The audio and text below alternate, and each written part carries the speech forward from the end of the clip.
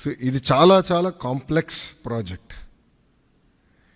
మొదటి విడతలో 161 services launch చేస్తున్నాం. మా టీం చెప్పొద్దన్నారు, బట్ నేను చెప్తున్నాను ఈరోజు రెండో విడతలో 360 సర్వీసెస్ మేము లాంచ్ చేస్తాము. There is no debate, no discussion, we will launch. So ప్రజలకి ప్రభుత్వం మధ్యన ఇదొక ప్లాట్ఫామ్గా ఏర్పాటు చేసి రియల్ టైం సర్టిఫికేట్స్ వాళ్ళకి డెలివర్ చేసే బాధ్యత మన ప్రభుత్వం తీసుకుంటుంది. దాంట్లో భాగంగా మీరు చూస్తే నేను కూడా మా టీంని పదే అడిగింది, ఇక్కడ సర్టిఫికేట్స్ కూడా మేము ఇష్యూ చేసినప్పుడు దానిపైన స్పెసిఫిక్ క్యూఆర్ కోడ్ ఉంటుంది. ఎందుకంటే మీరు ఆథెంటిసిటీ గురించి మీరు అడుగుతారు నాకు తెలుసు, అందుకే ముందలే ప్రియం చేస్తున్నా.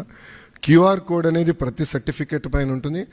ఆ క్యూఆర్ కోడ్ స్కాన్ చేస్తే ఏపీ గవర్నమెంట్ వెబ్సైట్కి లింక్ వెళ్తుంది. ఆ ఏపీ గవర్నమెంట్ వెబ్సైట్ పైన క్లియర్గా సర్టిఫికేట్ పైన ఉండాల్సిన పేరేంటి, వివరాలు ఏంటి వెబ్సైట్ పైన కనపడుతుంది. సో ఎవరు ఫేక్ సర్టిఫికేట్లు జనరేట్ చేసే అవకాశం